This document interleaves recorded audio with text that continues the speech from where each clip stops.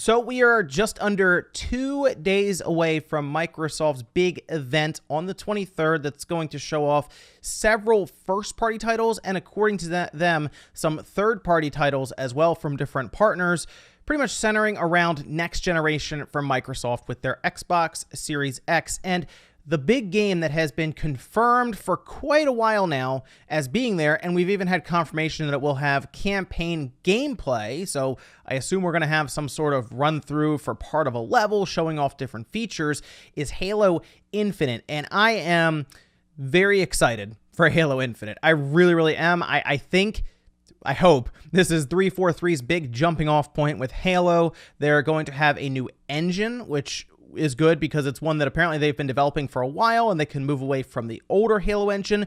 My only concern there is the feel of the game. As long as they can keep it close to Halo in general, the series, I'll be okay with that. And of course, they were eventually going to have to move on from the older engine. It's been around for a long time.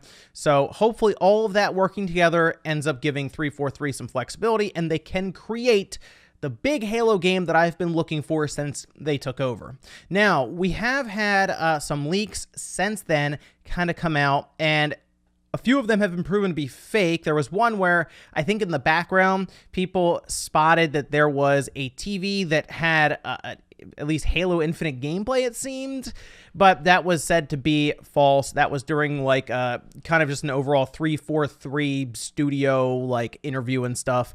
But now we have another supposed leak, but it has been debunked pretty much. And the thing with that, though, is that while it has been debunked, some of the information that was in that screenshot appears to be correct. And at first, I was unsure about how I felt about some of these additions to the game. Now, we're just going to talk about what's happening here, and again, the overall implications of these different things in Halo Infinite. So if you're someone new to the Halo universe, hopefully I can explain some of that dating back to some of the older Halo games. And trust me, if you're a veteran of Halo, you'll probably have some opinions very quickly on what's here. If you enjoyed the video, though, make sure you hit that like button down below and subscribe if you're very interested in some of the next-gen information and news coming out, because especially after the 23rd, the floodgates, I think, are going to open, and then Sony will most likely work to counter as well. So a lot of stuff is about to happen. So we're going to go over to VG247 here, and they documented Clobril, who was posting on Reset Era several things when it comes to Halo Infinite. And we'll start at the top here where they say the leak is still fake. Them talking about a screenshot. I don't want to show it here anyway, just in case there is some truth that 343 or Microsoft, whoever decides, well, we don't want leaked images out there, we're going to pull videos down that show it. But basically it showed the typical first-person view for Halo with your weapon on like the front right kind of, and your HUD area. But the HUD area showed a grappling hook, and Clobril says grappling hook is in, as to my limited knowledge, but it's more like an equipment pickup similar to Halo 3. No idea how that is included in campaign. So back in the day, 2007, right, we had Halo 3 come out. And the big thing with Halo 3, and one of the reasons I think it's the best Halo, is I think it's when they reached like the pinnacle of arena shooter in the overall Halo universe. I think Halo 4 deviated away from that a bit. Again, that's when 343 showed up, and I think Halo Reach had some Call of Duty influence on it when it came to some of the loadouts and different things there. The reason I like Halo 3 and really Halo 2 and even Halo 1 is everyone starts with the same weapons, the same loadouts, and the idea is to control different points on the map and work together with your teammates depending on what scenario you're in, whether it's, let's say, an objective-based game. Maybe it's multi-flag, and you say, okay, I want to pick up the sniper rifle so I can try to stop a last-minute capture, or maybe it's King of the Hill, and you prioritize rockets because you know everyone's going to be, for the most part, around the capture point for King of the Hill. There's a lot of strategy that goes into this, or if it's just like an assault game and you know you want to control the battle rifles, you try to pick all of that out as well. There a lot of strategy goes into Halo, but I felt like when loadouts got thrown in there, some of that was taken away from it being map-based. So they say here, Halo Infinite Arena, I like the sound of that, is all about going back to classic map control gameplay, which is power weapons and power-ups. There are a lot of cool map power-ups to complement the sandbox. So the grapple hook thrust, or classics like overshield. All this is very dynamic and might vary heavily based on playlist, etc., of course, but more on all that at a later date. Now, this is sounding very good. All right, I like that at least 343 is maybe looking back at some of the classic Halo and the gameplay that a lot of us grew up on and really, really enjoyed.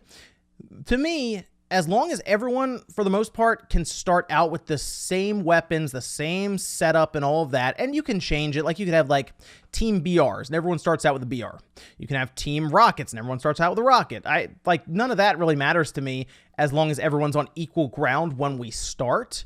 There can be options and modes, like playlists, that let you do all kinds of stuff. That's fine. Halo has always been very goofy as well in some of their setups, and they also go into Forge, for example, and how that is going to evolve heavily. That's great. That was how we had some of the classic game modes, whether it's zombies or Grapple and all of this. All of that came from the Forge, and that makes sense to me. But me, as someone who, I don't want to say plays competitively, but plays on, I guess, more of a serious level at times, I like the idea of there being just a classic Halo Infinite arena style setup.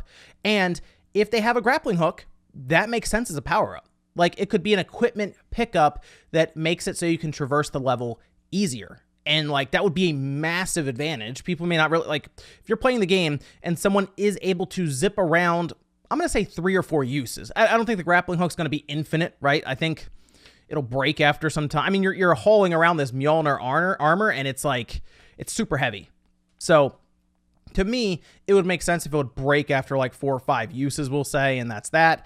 But having that as a pickup alongside of something like the overshield, or they say thrust, okay, that's cool. Sprint is going to be the weird one. Like, so sprint, I guess as long as everyone has sprint, that's fine, because Halo 3, I do like, because it's a bit more, I don't want to say slower, but you do have to plan things out a lot more. When you add in sprint, you might be able to get around that corner a lot easier than you were in Halo 3, where it feels like you're just always walking around. It feels very purposeful, I'll say, in Halo 3. And to me, that does bring in a bit more strategy when that's happening, but I don't think sprint will necessarily break the game if it's by default. Like, if everyone starts with it, sure, okay, I can live with that. Now, something interesting here that Cloverworld does mention is they are building systems to dynamically change and balance stuff and allow a diverse set of different multiplayer and arena experiences, even more so when looking at the ridiculous options Forge will bring. And it does sound like this is going to be, of course, their big service-based game going forward. Halo 5 still has that, right? Where, you know, you can buy different things in the game and all. Yeah, sure. But Halo Infinite sounds more like a game that's going to be updated and around for a long time, and it could even cross over into the generation after the Series X, for example. But I like what I'm reading here. When I initially heard grappling hook, I said, oh boy, here we go. Loadouts all over the place. We're going Call of Duty 2.0 again with this thing, right? No, it doesn't sound like that's the case, and that's I'm very happy about that. It makes me very excited to see this, because if you also think about it, in multiplayer, we get a lot of things that are also used in the campaign, and there could be an entire mission where your job as Master Chief is to maybe infiltrate like a base, and you use your grappling hook to do that. While stealth doesn't necessarily fit in for me with Halo, it could be a cool way to change things up, right, as Master Chief. Maybe you're trying to work your way in and destroy the base from within, and then you blow your way out of there, right? Maybe on a Warthog. That'd be cool. They could redo like the Warthog run that was like legendary. So a lot of cool things that could happen here, and I'm happy to at least hear that there is some serious creativity going on in Halo Infinite, but they're willing to keep that classic arena-style gameplay for old-school multiplayer fans and veterans like myself. But let me know what you guys think about these recent Halo Infinite leaks and rumors and stuff that are going around. The 23rd's coming up. I'm ready. I'm excited. You guys know I'm going to be streaming it on the main channel, so you might as well come by, see what I think about it. I don't know when multiplayer is going to be shown. It sounds like campaign, but we surely could probably see the grappling hook. I feel like even if it's like 5 or 6 minutes of gameplay, they're going to want to pack in all of the new features that they're going to be doing into this gameplay, and that's fine.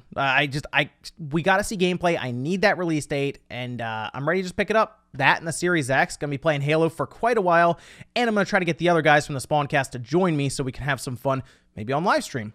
Thanks, guys, for watching. Make sure you like the video on the way out if you enjoyed it. Dislike it if not, and I'll see you next time.